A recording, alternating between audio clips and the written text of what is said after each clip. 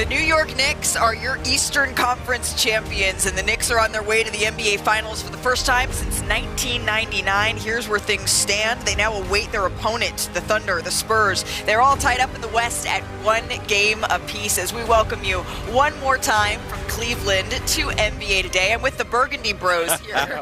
Excuse me, Malika, this is Merlot. This is Merlot. Well, there was not a whole lot of wine and gold that we saw last night. Brian Windhurst, Danny Green. Cabernet Sauvignon. Cabernet over there. That's the Hall of Famer, Mr. Spears. I'm Malika Andrews. And frankly, guys, I think over the last couple of days, as the conference finals have gotten underway, there's been this discussion that maybe the championship was really being played out in the Western Conference Series. But after, Brian, what we saw from these New York Knicks, I'm not so sure that's the case. Look, I understand that the East is the weaker conference, okay? I understand that all these people out there are saying, well, when the Knicks go play the real teams in the next round, that they're going to be brought back to earth. And maybe that is to a certain extent true.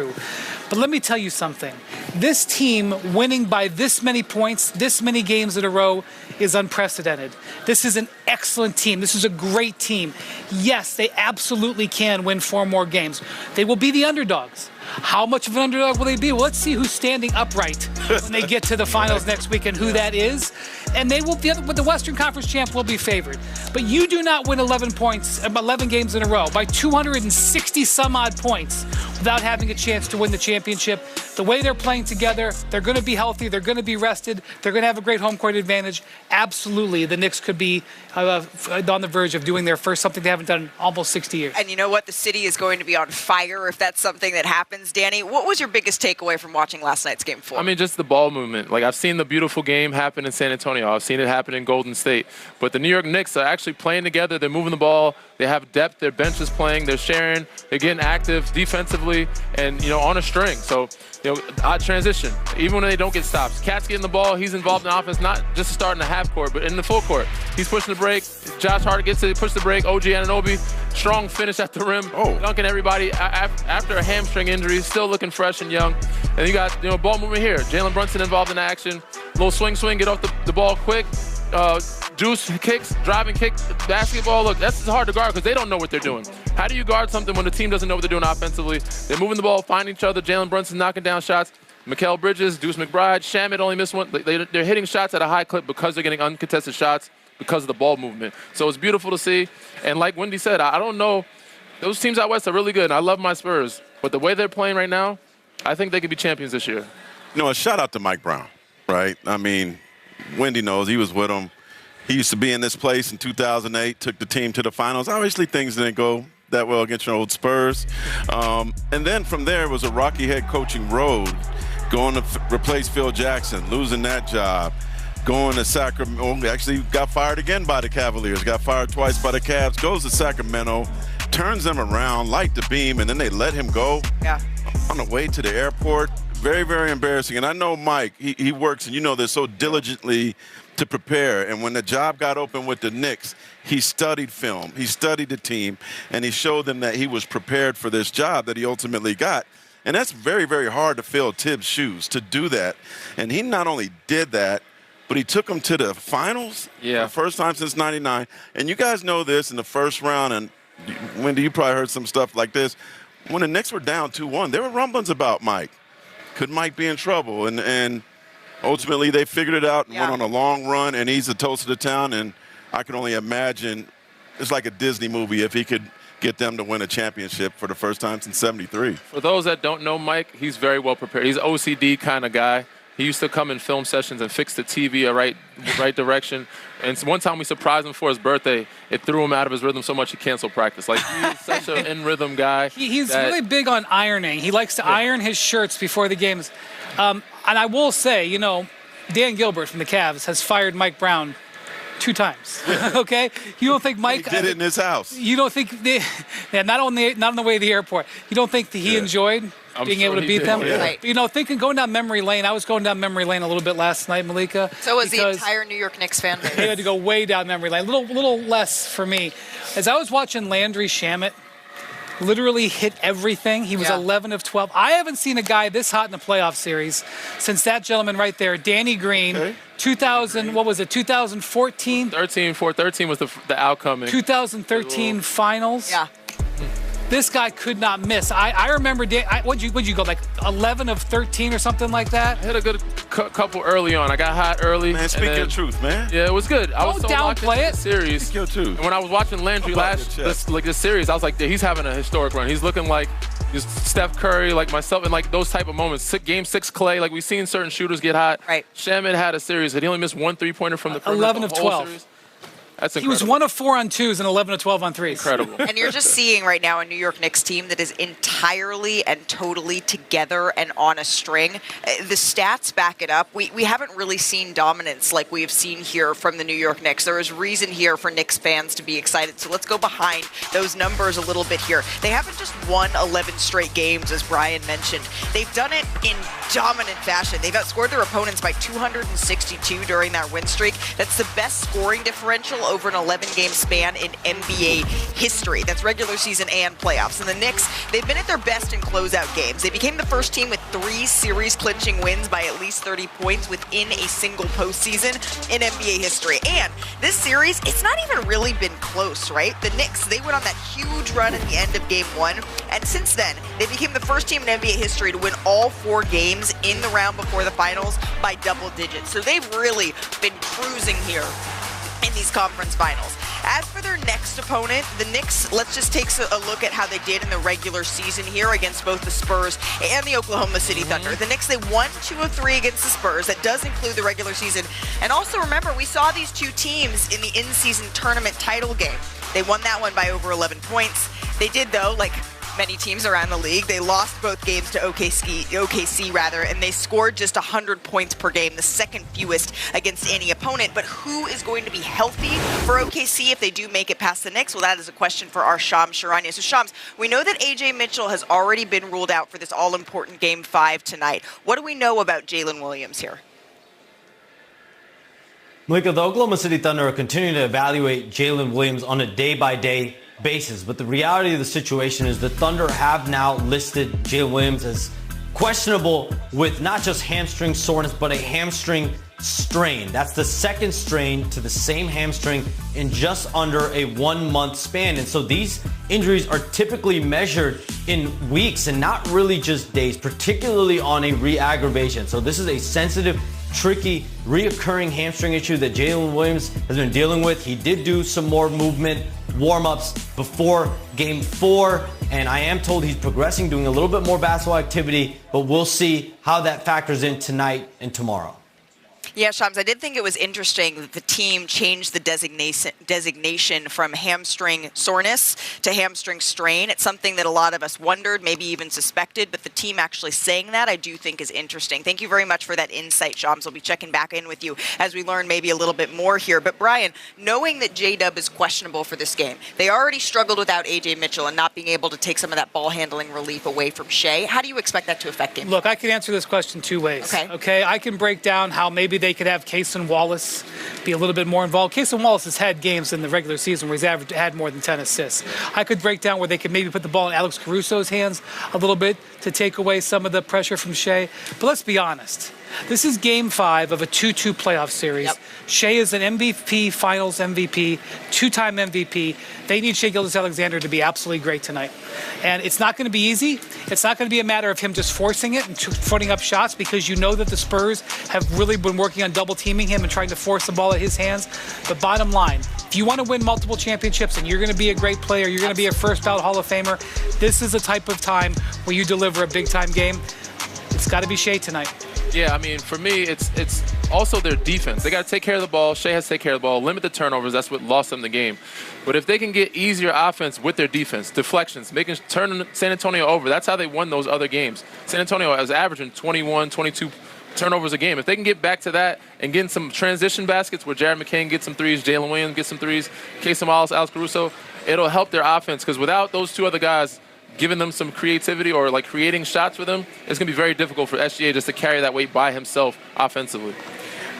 I think that in order to win a championship, you got to be lucky, you have to have a good matchup, you got to be talented, and you got to be healthy. Yeah. You got to have all 4 of those things.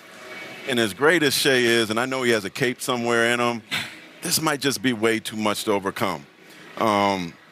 And the way San Antonio is defending him, just with Castle or Fox and Wemby waiting in the back and challenging other guys to do something that are left with 2 less people on their bench. As great as he is, he's going to have to be like Magic without Kareem in that finals in Boston a long time ago, like that magnificent to get the Spurs, by himself. That's a lot. I don't put it past him at home with what Shea is able to do. I don't put that type of heroic performance past him. But it is either going to take 2 more heroic Shea Gilgeous-Alexander performances or 2 more heroic Victor Wembanyama performances for one of these 2 teams to get over the hump, and that's going to certainly be thrilling here to see. We did talk a little bit about the Knicks move on. NBA Today is live in Cleveland, and the Cavaliers, well, they have a whole lot of offseason decisions to make. And look at this. The Cavs, they were outscored by 75 points in the conference finals. That's their worst scoring differential in a series in franchise history.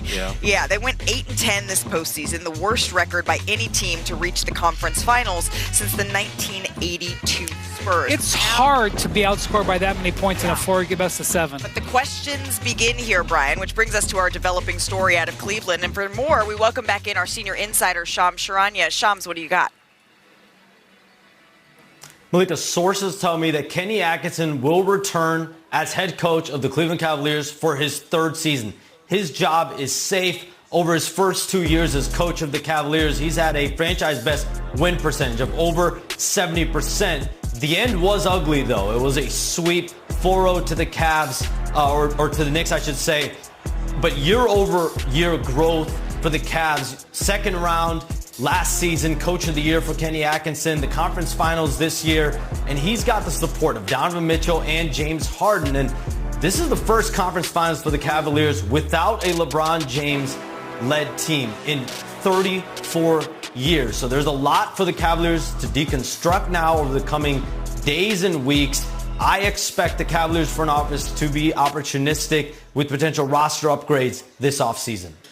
All right, so Kenny Atkinson will be back here as head coach of the Cleveland Cavaliers. Shams, thank you very much for that insight. And Shams did mention it. Yesterday we did hear Donovan Mitchell say that he is in full support here of Kenny Atkinson, who remains the head coach. Let's, though, take a listen to both Don and James Harden after yesterday's game. I'm sorry for the city of Cleveland for it to be like this in a sweep. Like, that's like, you know what I'm saying? But I told y'all last year, and I'll tell y'all again, we'll be back, and we'll be ready, and we'll be hungry, and we'll be locked in. I think I did pretty good, Like, I don't grade myself off shot making, and defensively being extremely solid. They dominated us 4-0, but I don't know if I can necessarily answer that question, just because genuinely I do feel like we are the better team. So James Harden's comments in particular have gotten a lot of attention from yesterday, in addition to what we just heard, also him talking about his defense and how he felt like he was a very solid defender. Let's parse through what actually matters here the next day, Brian. Yeah, so look, it's Kenny Atkinson's won almost 120 regular season games the last 2 years and led to the Cavs, I think, to maybe their 8th conference finals in 56 years of existence. Like, the fact that he would have to be verified to return is an indication of how bad the conference finals went. But okay, now look forward. James Harden holds the key to what happens with this Cavs offseason. Let me explain to you how. He has a $42 million player option. I expect him to waive that player option and enter into a new contract with the Cavs, a multi-year deal that would take that $42 million down a little bit and give him more guaranteed money long term. What that would accomplish is allow the Cavs to move out of the second apron, which would give them the opportunity to potentially do some more business. What would that business be?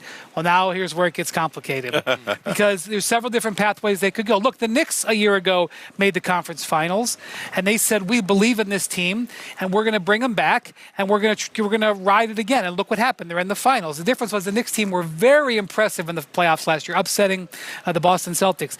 The Cavs were 8-10 in the playoffs this year. So the question is, what do they do? Already this year, when they traded James Harden, 26-year-old Darius Garland for 36-year-old James Harden, they indicated they were willing to more invest in the now. So you ask yourself the question, will they be willing to touch any of their other young core players? Will they be looking at willing to touch Jared Allen? There's a market for him. That contract is a very valuable contract. Will they touch Evan Mobley, Defensive Player of the Year last year, who would be considered untouchable? If they put Evan Mobley on the market, they would be able to get an incredible return from him, both either a star or potentially other high-quality players. Or will they chase someone in free agency? When I walked off the court yesterday, every Cavs fan I encountered, what about LeBron? What about LeBron? What about LeBron? As of right now, the Cavs are only in position to pay the minimum salary contract. That's $3 million. LeBron made over $50 million this year. He has not given an indication that he is willing to take that kind of drastic pay cut. He's also about to enter into some level of negotiation with the Lakers. Right. If there's a time that comes where we find out that LeBron is willing to take that kind of pay cut, then we shall talk about that. But right now, the Cavs are really not in position to even execute a sign and trade, much less a free agent contract.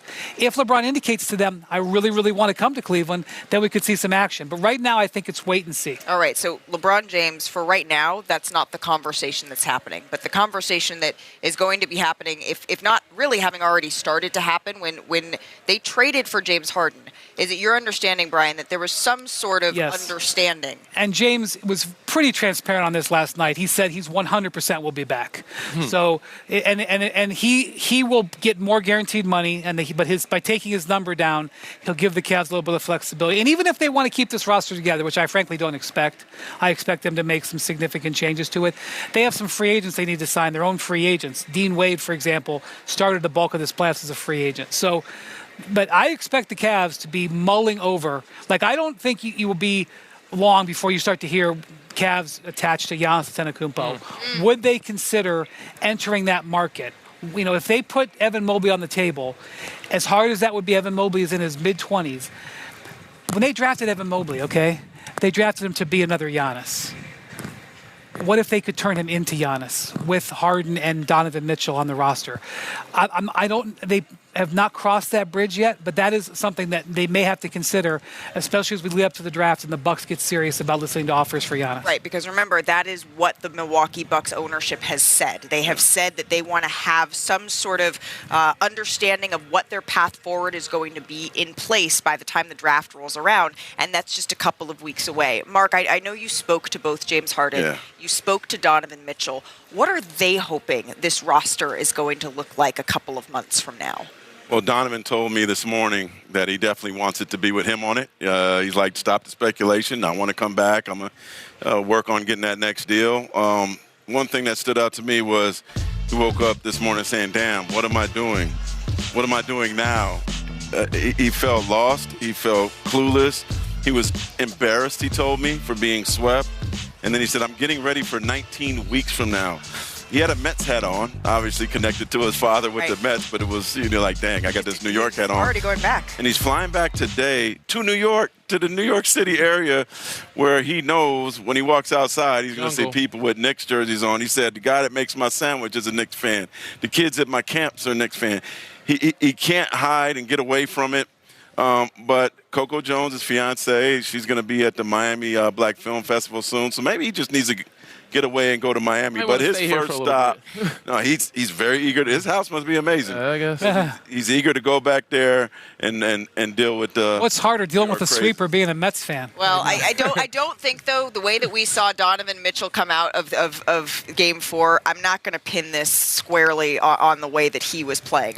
Let's get to Game 5. American Airlines, I'm talking to you. Please have the TVs working on this flight to LA. Look at you, peer pressure. We have not seen a Western Finals tied at 2 games apiece in 8 years. Since the Warriors and Rockets, they were all knotted up in that series that Golden State went on to win in 7 games. So let's go out to Paycom Center now and check in with our reporters, Tim McMahon covering Oklahoma City, Michael C. Wright covering the San Antonio Spurs for us. Tim, I'm going to start with you. We know that there's no A.J. Mitchell here. We were chatting with Shams earlier, and he said that Jalen Williams is questionable for this game. As we march closer to tip-off, what do we know? Howdy, Malika. Look, Jalen Williams has been questionable for the last couple games, was ruled out 45 minutes before tip-off. They are now calling it injury management with a hamstring strain and not soreness. But what we know is, with or without Jalen Williams, they cannot let the Spurs punch them in the face right after the opening tip. And that's the description that SGA gave.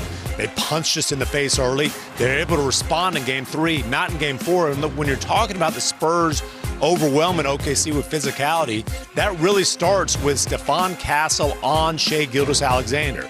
Shai has to be able to be the aggressor in that matchup, which absolutely was not the case in Game 4. And then they've got to figure out a way to get Chet Holmgren going. He has been a non-factor offensively in this series. 7.5-foot alien has a little bit to do with that. Chet was 37 of 38 in the restricted area in the first 2 series, 11 of 21 so far in the restricted area in this series. Victor Wembanyama is going to be on the floor. They've got to figure out a way to get some sort of offensive production from Chet Holmgren under those circumstances. Yeah, so what you're saying is in Game 5 for Oklahoma City, this is where the Stars, they need to show out, even though they may be a little bit shorthanded in this one. On the Spurs side of all of this, Michael, someone not on the injury report for this Game 5, De'Aaron Fox. Even though we saw him miss Game 1, miss Game 2 of this series, is he still dealing with those sort of knick-knack injuries? How's he feeling? Well, Malika, the kid is actually playing on a leg and a half, basically. You know, like you said, he missed games 1 and 2. And the funny thing is he said, I still feel the same way I felt when I came into this series. And, well, if you felt that way, you felt not well enough to play because he didn't play in games 1 and 2. But De'Aaron understands how much he means to this team. Look, in the 2 games that he missed, the San Antonio Spurs were committing an average of 22 turnovers per game. They were giving up 27.5 points off those turnovers. Then when he comes back for games 3 and 4, the turnovers dropped to 16. Well, actually 14, and the points dropped to 16. So that's almost 11 points, or that is 11 points, and that's a big difference when you're talking about a hotly contested series like this one with 2 evenly matched teams. The funny thing is after Game 4, he actually had a game-high 10 rebounds, and he said, you know, I don't even know how many of those rebounds I actually jumped for. He said there was one point in the game where associate head coach Sean Sweeney was imploring him to use his instincts to get to a rebound. He said, hey, man, my instincts got me there, but the ankle wouldn't let me jump up to go get it. So he's a very important part, and he's playing hurt, but he's fighting his way through it. You know what? When you talk to players around the league at this point in the postseason, very rarely are you going to come across a guy who says, you know what, this is the time I feel my absolute best. I feel totally healthy and great. De'Aaron Fox knows how important he is to this San Antonio team. And to that point, you have an excellent story up right now, Michael, on ESPN.com about how he became the Spurs closer. I encourage everyone to check that out in the next break here. Gentlemen, thank you. Enjoy tonight's game. We keep using the word pivotal, all important for this Game 5. Here's the numbers behind that. Because in terms of NBA history, teams who win Game 5 in a best-of-7 series that's all tied up at 2 games apiece, they go on to win the series 82% of the time. So earlier today, the reigning 6th man of the year, Kelton Johnson, he spoke about the importance of tonight's game. Yeah, this is the biggest game of the season right here tonight. This game is important. It's 2-2. And, you know, it's going to be a dogfight. It's going to be tough. But I feel like we built for the moment, and we built for these times, and I feel like we'll show that tonight.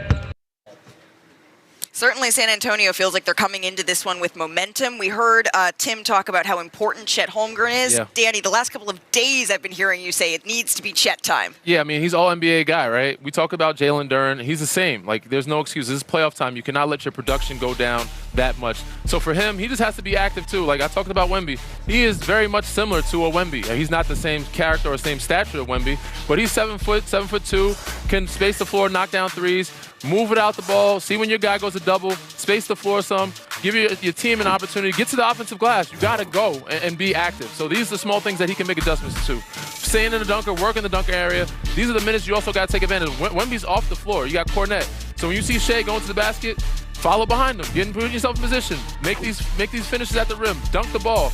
These are small things that he can do, get himself going. Obviously, knocking down a 3 or 2 would help.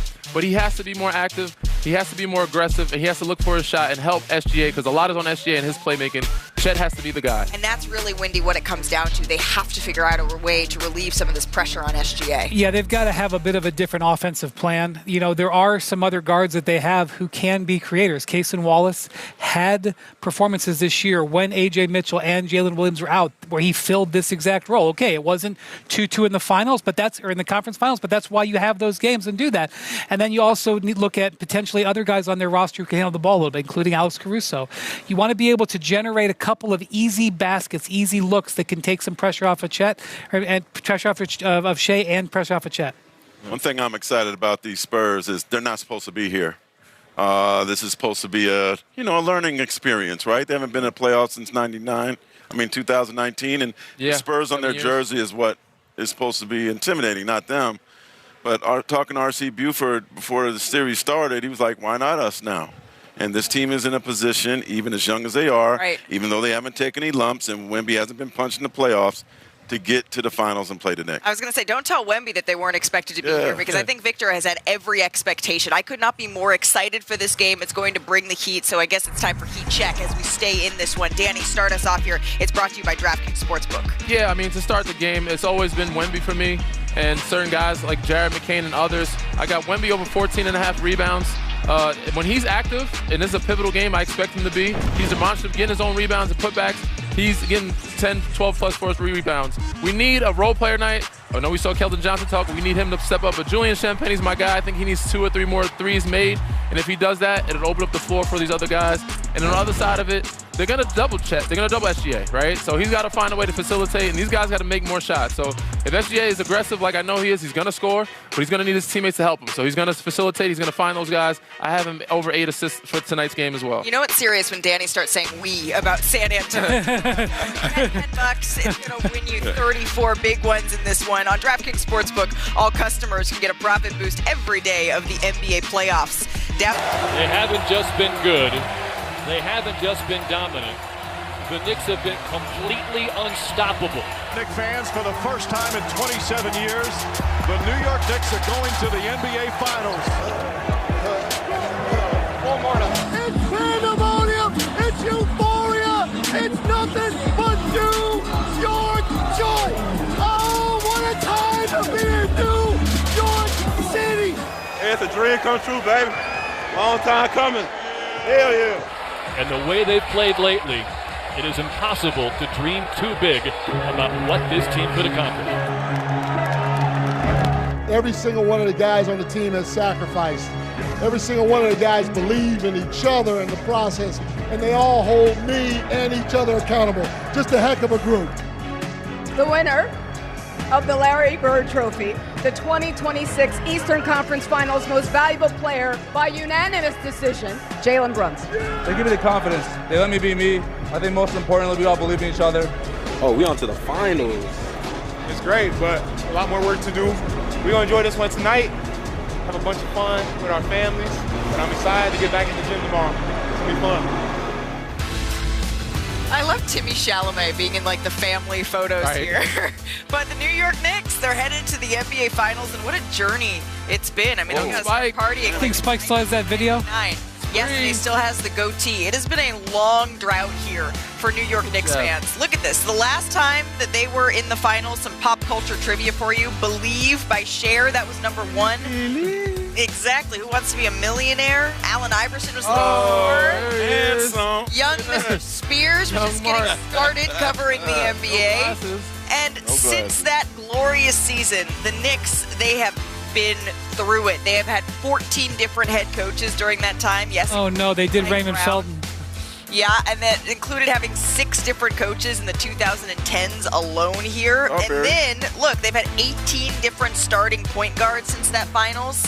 Derrick Rose, Kemba Walker, Pablo Prigioni was in that group. All-time great. Well, Chauncey, maybe. And then the struggles over the years, they have not been for lack of talent either. They had Amari Stoudemire, Carmelo Anthony, Julius Randle was in a Knicks uniform, but all of those talents and still no finals appearances. As a whole, the Knicks have been one of the laughingstocks, I think, of the league over the last 3 decades. Their record was 919 and 1,171 up until the 2025 season. And now the New York Knicks are dancing their way back to the NBA Finals. And so you can see why fans, Brian, are so excited for this. Yeah, and I think one of the things about it as well is this team is so easy to root for. The fans have had their 10,000 hours in with this group because they've had this group for 3 straight years.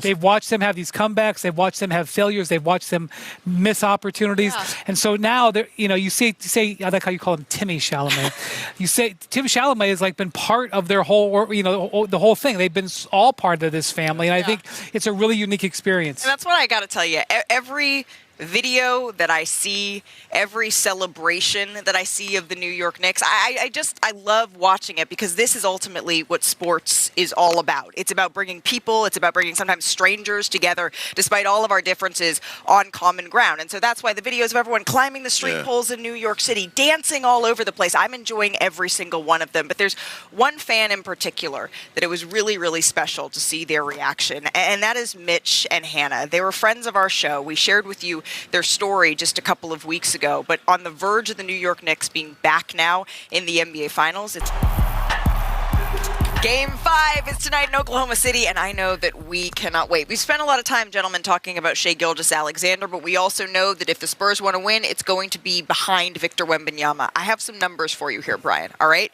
So in the Spurs' 2 wins, he is averaging 37 points, 16 rebounds. In their 2 losses, just over 23 points and 10 rebounds. What version of Victor do they need? They need one that plays with force. Whether he gets the stats or not, he has to play with force, which I compute going to the basket, young man. Yeah. Don't settle for the threes. Yep, getting close to the basket. Rebounding, getting your own rebounds. To me, he's had to have 10-plus rebounds or 12-plus rebounds. When he's active, it feeds into his teammates, and they get empowered by it.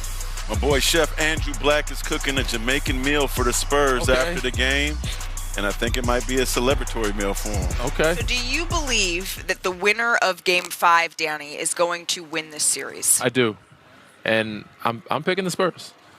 OKC is shorthanded. They have some injuries. That's part of the reason. But I believe in Wemby. I think he's going to shine bright. He's a star. He's going to come out ready to play. He knows how important he is to his group. Is this game that important to the series? This is going to be the one. I think it is very important, but I'm just going to say this. The Oklahoma City Thunder are never desperate. Keep that in mind. They're never desperate. They're very, very good. The Thunder are never desperate. What a way to contextualize that, Mark. They play their best with their backs against the wall, but Shai better bring out that cape. He's going to have to be MVP plus tonight. But all of us agree, there was a moment where we said, yes, the championship is being played out west. I don't think that anyone up here believes I'm not saying that anymore. I am not saying that either. I am not saying that either. Hey, enjoy tonight's Game 5. We all got flights to catch. We're going to be watching from the air, but we'll see you tomorrow on NBA Today, live from Los Angeles.